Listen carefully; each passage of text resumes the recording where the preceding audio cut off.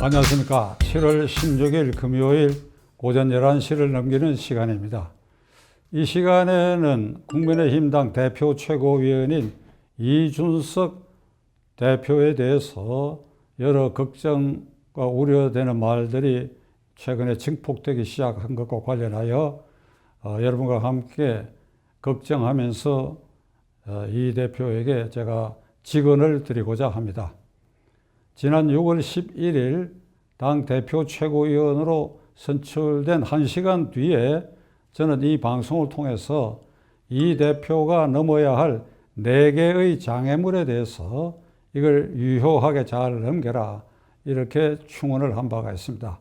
그로부터 지금 한 달이 지나고 약 일주일 정도가 더 지난 이 시점인데 그 기간 동안에 당 대변인을 선출하는 과정이 특히 20, 30대 젊은이들에게 토론을 통해서 하는 그런 모습이 아주 신선한 충격으로 다가들었고 36세 대표라는 그 자체로도 아주 신선함이 충만했는데 최근에 이르러서 몇 가지 실책이라 그럴까 장애물에 걸려든 그런 형국이 한 2건 있었는데 하나는 송영길 대표가 지난 주일에 이른바 여야 대표 회담을 하면서 전 국민 재난지원금을 일률적으로 지원한다고 하는 것에 대해서 우리 야당도 동의한다 이렇게 합의해 줘 버린 것입니다.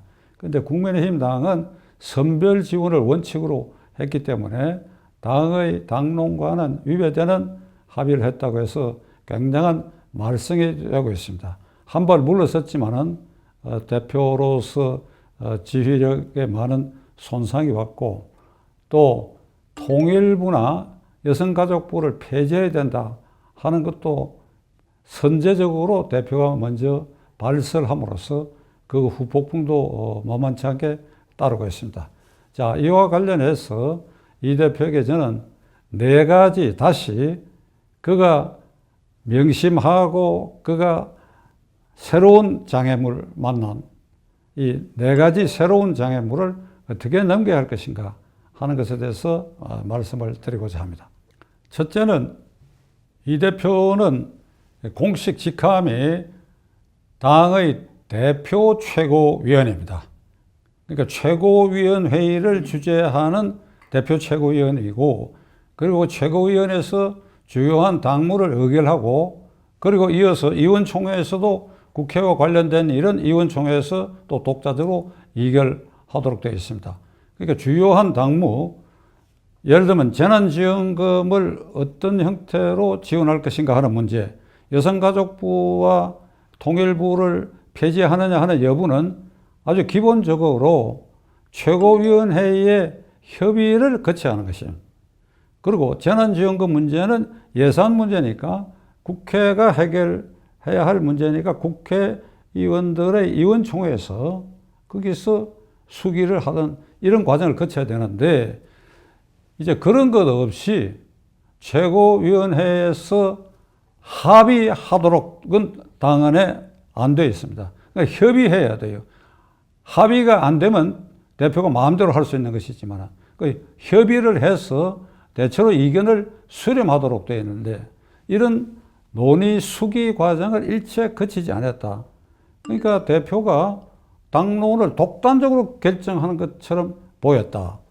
그러니까 지금부터는 이 대표가 나는 당대표라는 개념보다도 당의 대표 최고위원으로서 최고위원 회의를 주재하고 그게 수기하는 주체다. 의원총회는 원내대표가 주재하는 곳인데 그게 물론 대표로서 그 의견을 표시할 수 있다. 이런 지위라고 하는 것을 명백히 인식해야 할 것입니다. 두 번째로는 이준석 대표는 지금 내년 3월 9일 대통령 선거에 있어서 좌파의 폭정을 막아내기 위해서는 정권을 탈환해야 된다는 아주 절체절명 지상과제가 이 야권에 주어지고 있는데 이 과정에서 어떻게 하면 유효한 경선 절차를 통하고 또 당 외에 유력한 후보가 있다 하면 그 유력한 후보까지 전부 포용해서 한 곳에서 모여서 후보를 단일화하는 과정을 겪도록 하는 거기에 프로듀스가 돼야 됩니다. PD가 돼야 됩니다. 각 방송국에 PD가 있지 않습니까? 그 PD는 얼굴을 사실 안 드러내지요. 뒤에 있습니다. 앞에 나선 것은 무슨 앵커라든지 연기자들이고, 이제부터는 경선 절차에 들어가는 순간부터는 나는 PD다 하는 생각을 해야 됩니다. 그러니까 내가 당 대표니까 여기저기에 가가지고 무슨 인터뷰를 하고 이럴 때 나만이 빛나게 되는 거 아니냐 하는 그런 말과 행동은 삼가야 됩니다.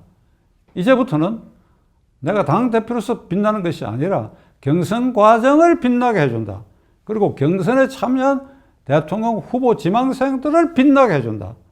그래야 단일화 과정을 겪어서 아주 치열하고 아름답게, 아름다우면서도 치열한 경쟁 과정을 통해서 보기 좋게 야권 단일 후보를 생산해낸다.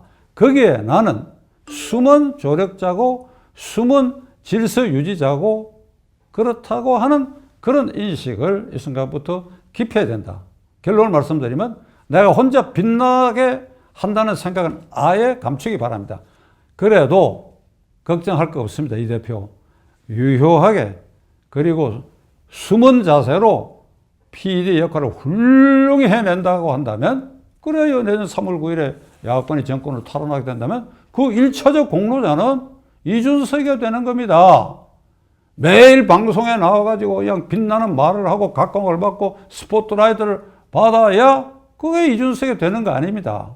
숨길 때는 숨길 수 있어야 되는 겁니다. 저 말 이 대표 알아들으셨겠죠? 셋째로, 이 점에서 이 대표는 내년 3월 9일 정권 탈환을 위한 이 선거가 얼마나 막중한 임무로 자신에게 주어졌다 하는 걸 깊이 깨닫기 바랍니다. 만일 이 좌익, 이 폭정을 거듭하는 이 정권이 다시 이 정권을 연장한다고 한다면 그 5년 동안에 무슨 끔찍한 일이 일어날지를 생각해 보면 소름이 끼칠 일입니다. 그렇다면 지금이야말로 아주 막다른 골목에서 야권이 절체절명의 위기를 느끼고 이를 파헤치고 돌파해 나가야 되는데, 그러기 위해서는 이 문재인 정권과 이 현 시점에서도 폭정을 거듭하고 있는 이런 일들에 대해서는 각을 세우고 과감하게 싸워야 됩니다. 지금 코로나 백신 문제만 갖고도 문재인 대통령이 전부 공직자나 국민에게 지금 덮어씌우고 있잖아요. 그리고 여론조작 최근에 하고 있는 거 들통났지요. 그리고 정치 공작하는 거 최근에 들통났지요. 이동훈 전 조선일보 논술위원과 관련된 정치 공작 사건. 그런데 이런 일련의 일들에 대해서 제1야당이 조용해요. 이게 지금 복중이니까, 중복이 가까워진 아주 무더우니까 무더위에 이게 나가 떨어진 겁니까? 조용해요. 싸워야지요. 이것처럼 싸워야 할 계기, 이것처럼 싸워야 할 호재, 이것처럼 싸워야 할 야당으로서 이런 기회가 어디에 있습니까? 그러니까 이 대표는 당사에 좌정해가지고 문제되는 것을 가려내가지고, 그리고 원내대표와 인원하고 최고위원 회의를 거쳐가지고 이걸 어떻게 태스크포스를 사안별로 만들어가지고 어떻게 돌격 부대를 만들 것인가, 이런 노력의 흔적이 전혀 보이질 않아요. 이게 사자와 같은 노발대발하는 모습으로 이 정권에 덤벼드는 그런 자세를 이 대표가 보이지 않고 있어요. 넷째로는 이게 참 제가 이게 많이 머뭇거리다가 해야 되겠다고 해서 말씀드리는 것인데, 지난주일에 김종인 전 비대위원장에게를 향해 가지고 이런 말을 했습니다. 윤석열 후보가 왜 김종인 비대위원장에 매달리지 않느냐. 이런 얘기를 했습니다. 그리고 당대표가 된 직후에 기자회견에서 김종인 위원장을 선거대책위원장으로 모실 수 있다 하는 이런 말을 했지요. 그러니까 한 발 물러서 가지고 후보 되는 이가 동의한다면 그런다. 그래서 제가 6월 11일 4개의 장애물 중에 하나로 김종인 위원장을 잊어버리라, 기억에서 지우라고 제가 얘기했습니다. 그 지우지 않고 있어요. 이 대표, 그게 무슨 말이에요? 윤석열 후보가 김종인 비대위원장에게 매달려야 한다는 그 말이 무슨 말입니까? 김종인 위원장은 이원집 정책 개헌론자입니다. 그리고 그의 입을 통해 가지고 내년 3월 9일 선거가 이 폭정을 거듭하는 좌익 정권으로부터 정권을 탈환해야 된다고 하는 얘기를 한 번도 한 일이 없습니다. 한 일이 없을 뿐더러 지난 4월 7일 서울시장 보궐선거 과정에서 안철수 후보의 단일화를 회방한 사람입니다.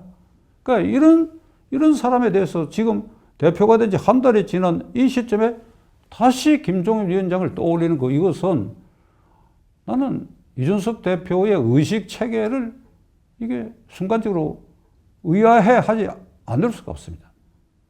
그러니까 제가 6월 11일 날 권고한 대로 지금부터는 김종인 위원장을 잊어버리시기 바랍니다. 이제 제 얘기 결론을 내리면서 이준석 대표는 가능성이 많은 대표입니다. 나이도 젊고 순발력도 있고, 그러니까 제가 앞에 말씀드린 이런 몇 가지 주의사항을 참고를 해가지고 좀 다듬어지고, 그래야 제가 결론적으로 말씀드리면 내년 3월 9일 야권 대통령과 단일화를 만드는 과정, 그 과정에서 잘 싸우고, 그래야 아름답고 그리고 치열한 경쟁을 통해서 야권하고 단일화를 이루는데 그의 모든 것을 걸어라. 그러면 성공할 것이고, 성공하면 내년 정권 탈환이 되고, 정권 탈환이 되면 제1공로자는 이준석으로 대표될 것이다 하는 것을 명심하시기 바랍니다. 경청해 주신 데 대해서 감사드립니다.